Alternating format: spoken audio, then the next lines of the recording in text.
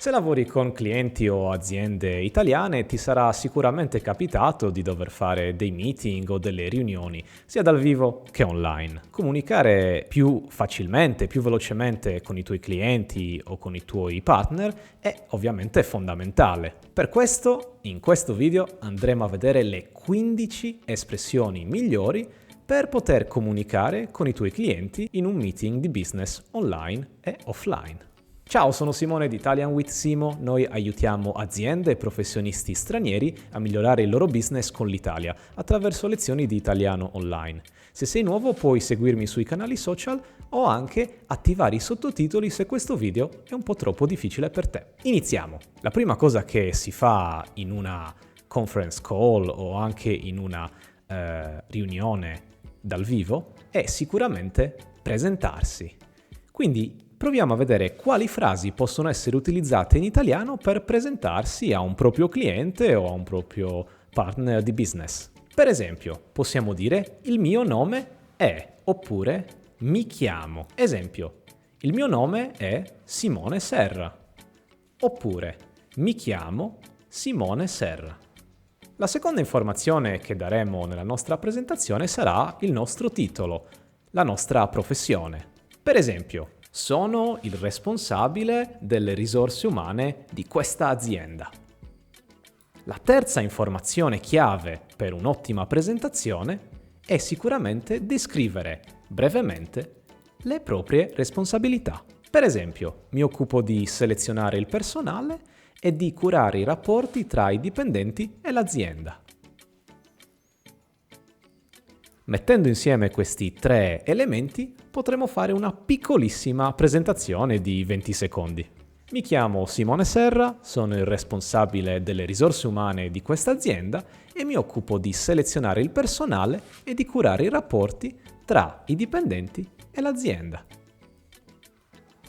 Nel corso di un meeting o di una riunione, fare, ricevere o rifiutare proposte è fondamentale, ma come possiamo farlo in italiano? Per fare delle proposte, due aspetti fondamentali. Il primo, l'uso del condizionale. Il condizionale è un modo verbale che utilizziamo in italiano anche per fare delle proposte in maniera educata e gentile. Il secondo aspetto è l'utilizzo di due verbi fondamentali, dovere e potere, sempre al condizionale. Facciamo un piccolo esempio. Dovremmo considerare questo aspetto come una priorità di questa settimana.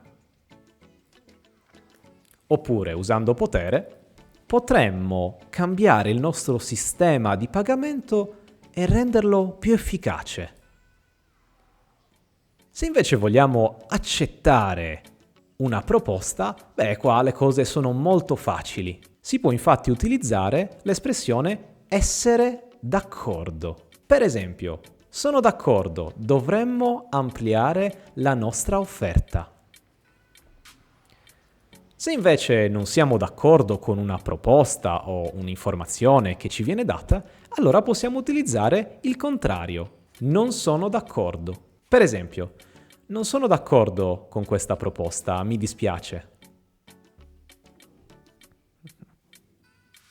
Una situazione tipica di un meeting o di una riunione con dei clienti o con dei partner commerciali è sicuramente quella in cui noi ci troviamo a fare domande. Per fare le domande potrei consigliarti tre alternative. La prima, molto facile, è non capisco, potrebbe ripetere? Un'alternativa un po' più complessa è invece potrebbe chiarificare quest'ultimo punto? Oppure vorrei fare una domanda a proposito di... Perfetto, abbiamo visto quindi come presentarci, come fare, ricevere e rifiutare delle proposte, come fare delle domande e quindi adesso andiamo all'ultimo punto di questa lezione. I ringraziamenti. Alla fine di qualsiasi meeting, sicuramente i ringraziamenti e i saluti sono fondamentali. Come possiamo ringraziare e salutare un nostro cliente, un nostro partner commerciale in italiano? Una frase molto formale potrebbe essere: vi ringrazio per la vostra attenzione. Se questa frase è un po' troppo difficile per voi, allora potreste utilizzare "è stato un piacere". Una frase un po' più complicata e utile nel caso stiate aspettando una risposta potrebbe essere "spero di avere una vostra risposta il prima possibile". Per chiudere invece una riunione, potete semplicemente salutare dicendo "buona giornata" oppure "arrivederci" o "buonasera" o "buon pomeriggio" a seconda del momento della giornata nel quale la riunione si è tenuta. E voi quale frasi utilizzate durante le vostre riunioni di lavoro? Potete scrivermelo nei commenti e sarò felicissimo di rispondervi. Ci vediamo presto per la prossima lezione. Ciao!